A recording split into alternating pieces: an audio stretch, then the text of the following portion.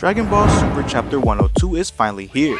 And man, ever since the spoilers came out, the fan base has been itching to get their hands on this chapter. Beast Gohan vs Ultra Instinct Goku, a fight that will finally put an end to the debate of whether or not Gohan is the strongest out of the two warriors. And although we don't get to see everything unfold in this chapter, it's one hell of a start. Let me know down below who do you think will come out on top. Father vs son, Beast vs Instinct, Goku vs Gohan. Alright, let me not waste any more of your time and let's hop right into the chapter. Opening up on the first 4 pages, we see Goku talking to Gohan about how impressed he was by the ki he sensed earlier. So impressed in fact that he wants to see it for himself, but he decides that Beerus' plan would probably be better suited for such an occasion. And now I'm starting to realize how Beerus must feel. Goku just invites whoever he wants to his planet, and the more that I think about it, the more that I realize that it's pretty annoying. Anyways, Gohan goes to get ready and Goku has a chat with Goten and Trunks asking them why they were here, but for obvious reasons they lie about teaming up with the Red Ribbon Army. Now the most interesting thing that comes out of this interaction is that Goku just randomly decides to take Goten and Trunks along, and I for one am excited to see if anything actually happens with these two.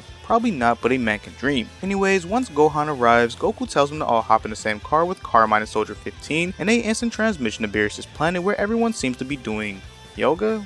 I mean, I guess if it makes you stronger, it must be worth it. Once there, on the next 7 pages, we see Goku and Gohan getting ready to spar, and Gohan seems a bit apprehensive at first, but he eventually bites, seeing as the two haven't sparred together in quite some time. However, before they begin, they have an interesting conversation about what kind of power Gohan used on Earth. Goku, not knowing what it is, thinks that it could have been Super Saiyan 2 or Super Saiyan 3. And this is where Gohan tells him about the Beast transformation and how he learned how to control it with Piccolo's help. On top of that, he tells Goku about Piccolo's new power, and here we get a tease that Goku will probably spar with Piccolo to see how much stronger he's gotten. After this, we see Vegeta pressing Trunks on whether or not he's been getting stronger, but after realizing that Trunks has been slacking, Vegeta suggests that both Goten and Trunks take on Gohan first. Now, I'm not opposed to seeing these two duke it out with Gohan, but realistically, we all know why we're here. However, I'll still take this over what we've been getting for the past year, so I can't complain. Anyways, from here we get to see Broly's reaction to Gohan, Goten, and Trunks, and to no one's surprise he's confused about who the heck they are, and this is where Whis lets them know that they're Goku and Vegeta's sons. Moving on, Goten and Trunks would then prepare themselves for the training to come, and from the looks of it they're pretty confident going into this, even going as far as telling Carmine and Soldier 15 to get a camera ready.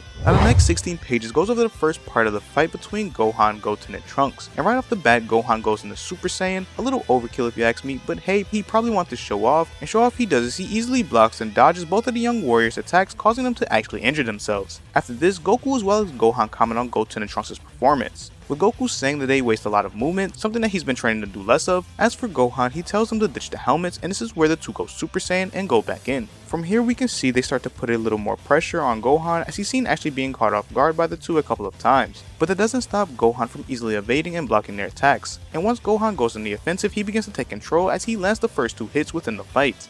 After this, Goten and Trunks pull a pretty smart move as they both use the after image technique to trick Gohan, and they come in with a surprise attack that Gohan barely dodges. And it's here we learn that both Goten and Trunks have been secretly training due to wanting to protect the people they care about, and it would explain how they're performing as well as they are, because if you remember the last time that these two actually trained was during the Buu Saga, so it's good to see that they're not slacking as much as we thought they were. From here the two would rush in and Gohan would block all of Trunks' attack and send him flying with this wonky looking move right here, and when Goten comes in with a kick, Gohan would catch his little brother's attack and send him flying to the ground below alongside Trunks. Moving on, the next 7 pages goes over the second part of this fight, and it's not really much of a fight if I'm being honest, because the moment that Gohan goes ultimate, side note, it should be noted this is the first time within the actual series that this form has actually been named, and by none other than Goten and Trunks no less. Both Goten and Trunks immediately go to fuse, and just like in the movie they fail. Seems as if they really don't want to give us a grown up version of Gotenks. However, an interesting question I have for you guys is, who do you think would have won if they actually pulled this off? Super Saiyan 3 Gotenks or Ultimate Gohan?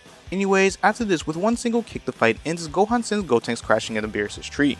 Moving on, the last 11 pages goes over the beginning of the fight between Gohan and Goku, and Goku immediately goes into Ultra Instinct, telling Gohan that they should go all out right from the start, and Gohan does just that as he takes it up to his beast form. From here the two would rush each other and a fierce battle would ensue, and as they clash the entire planet begins to tremble underneath their overwhelming power, and Whis would put up a shield to protect Chillai and Limo. Anyways, back over with the fight, Goku and Gohan would clash back and forth, dodging, blocking, and countering each other, but neither of them truly make any progress against one another, showing us that at this moment these two are on par with each other. And after a few more blows, the two would land on a destroyed battlefield, staring each other down with a smile across their faces. Goku would then say, "Let's keep this up," and Gohan agrees, and this is where the chapter comes to an end. And man, oh man, what a chapter this was.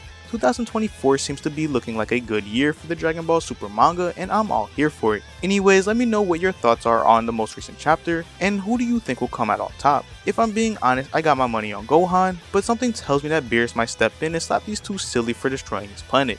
Anyways, thank you to everyone that watched this video. I hope you all have a great day. Peace, peace, deuce, deuce.